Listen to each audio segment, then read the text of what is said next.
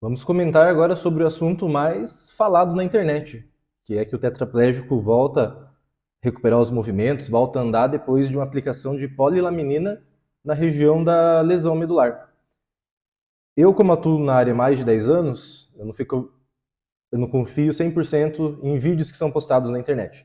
Então, eu vou atrás dos estudos. Então, eu vi esses dois estudos, tanto em humanos como em animais, para ver qual que é o real resultado dessa polilaminina, o que ela realmente traz de benefícios.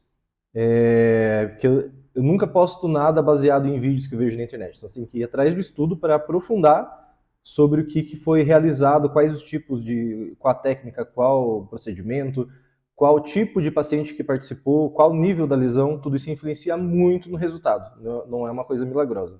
Então, vou começar falando sobre o estudo que foi feito em humanos, esse estudo piloto, que não foi um estudo em larga escala. Então, pegaram participantes ali, é um estudo piloto, então é o início de uma pesquisa que pode se tornar uma pesquisa grande e ser muito boa. Então, incluiu apenas pacientes diagnosticados com lesão medular espinal funcional completa, 8 participantes, e eles receberam uma única injeção intraespinhal de polilaminina logo após o trauma. Ele fala que o tempo médio de 2 a 3 dias.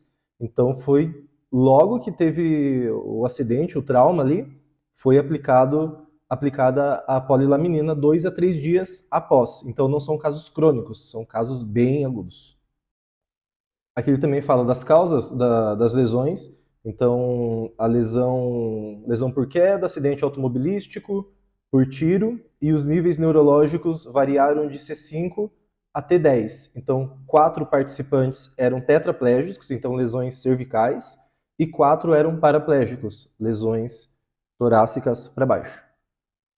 Aqui ele fala também que 3 desses 8 participantes morreram, mas não por conta da aplicação da laminina, mas por complicações secundárias à lesão medular, por broncoaspiração, problemas pulmonares, disflexia autonômica, enfim.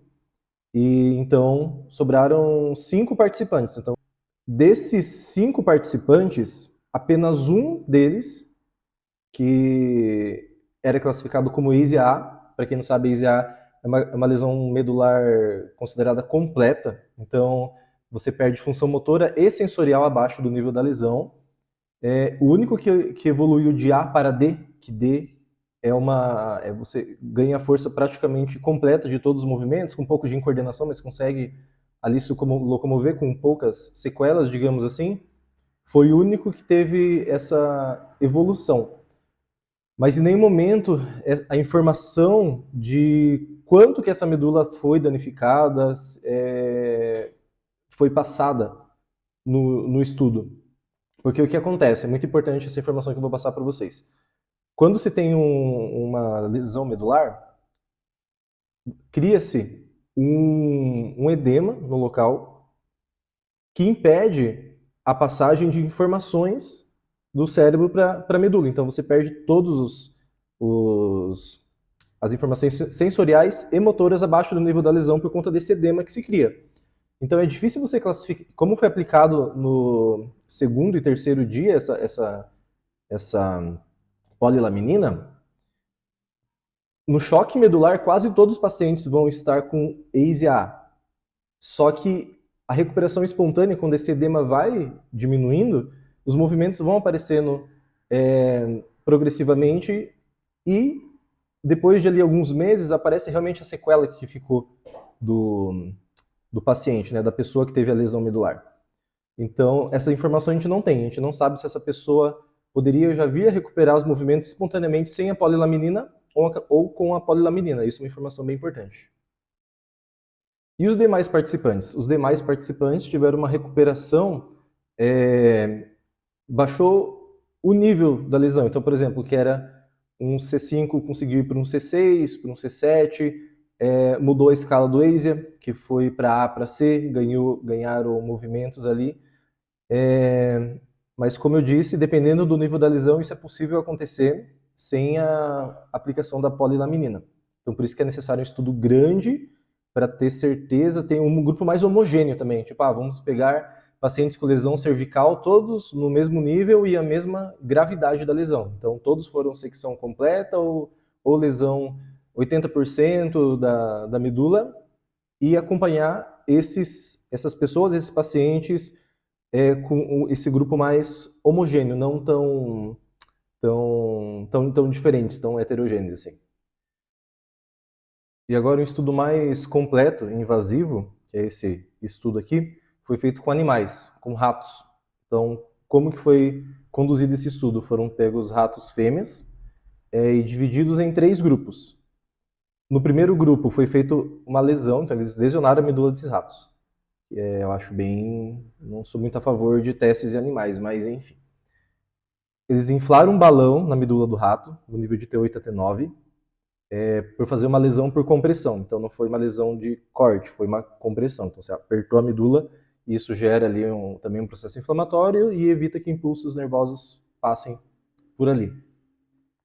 Fizeram no segundo grupo uma secção incompleta de 80% a 90% da medula, e o terceiro grupo lesão completa, seccionaram totalmente a medula desses ratos. E aplicaram a polilaminina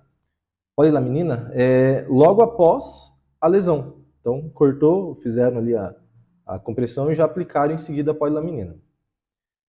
O que eles observaram nesses grupos?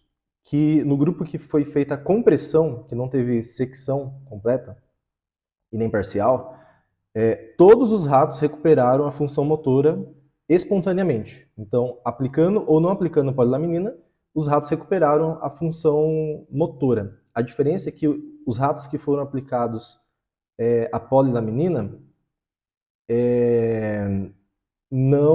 eles tiveram uma recuperação mais rápida do que aqueles que não foram aplicados a polilaminina, que é o grupo controle. E os demais ratos que tiveram medula seccionada também tiveram melhora funcional. Eles avaliaram lá numa escala para avaliar o quanto que o rato conseguia caminhar, mas recuperaram com algumas sequelas, mas não tem a precisão aí de quanto que recupera ou não. Mas então, para que serve a polilaminina? Isso que eles observaram 8 semanas após a secção da medula desses ratos. 8 semanas após, eles mataram os ratos, sacrificaram, retiraram a medula do rato, fatiaram para olhar ali no microscópio. E o que eles viram? Que o tratamento com a polilaminina aumentou o número de corpos celulares e marcadores de regeneração neuronal. Então, impediu que criasse um ambiente que fosse negativo à regeneração do neurônio neuronal. Então, evita o excesso de acúmulos de tecido cicatricial, que são células da glia, que acontece quando a gente machuca a pele, cria-se uma casca ali que faz com o tempo a cicatrização, certo? Só que daí fica uma cicatriz. Essa cicatriz, claro que não é igual à pele, quando é feita ali no tecido nervoso, dificulta a passagem do impulso nervoso ou impede que esse impulso nervoso seja passado, que são as células gliais que fazem digamos assim, um reboco impedindo essa possível regeneração. E aí a polilaminina vem agindo nisso, aplicada de imediato ou, que nem no estudo em humanos, foi aplicado de 1 a 2 dias. Isso impede que crie-se essa cicatriz ali no processo inflamatório e tenha mais chances de reconexão da medula. Estava pensando num exemplo prático para vocês aqui, que não sabem muito bem o que é uma medula, né? Digamos que a gente tem um cordão que passa no meio da nossa coluna que leva informação do cérebro para o resto do corpo e tem vários reflexos, tem padrões motores muito complexos, né, na medula. Então imagine que essa cordinha aqui é a medula. Eu vou lá e corto. Cortei. No corte, fica bem retinho, né? Então, às vezes, se você quiser reconectar, aqui tem, sei lá quantos fios tem aqui. Tem, com certeza, muito menos do que tem numa medula. Agora, tenta reconectar fio por fio. Aqui, ó, pega uma cola e conecta um por um exatamente no lugar que estava cada um. Aqui, como está retinho, pode ser até possível que isso aconteça. Agora, imagine uma lesão que é traumática. Se a pessoa sofreu um acidente de carro e foi arrancado, vai saber como que está essa medula, se está mais para cá, mais para lá está toda danificada, a parte esquerda danificou menos, aqui mais, a parte da frente mais, atrás menos. Tipo, como que você vai garantir que isso vai acontecer de forma bem certinha ali? Cada neurônio, nós temos milhares de neurônios na medula, imagine cada um se reconectar onde ele precisa. Isso é uma tarefa bem difícil. Essa que é a questão que fica na dúvida, tipo, voltou a andar, voltou a recuperação motora grossa ali. O quanto que estava preservado já essa medula para isso acontecer nesse paciente que voltou a caminhar?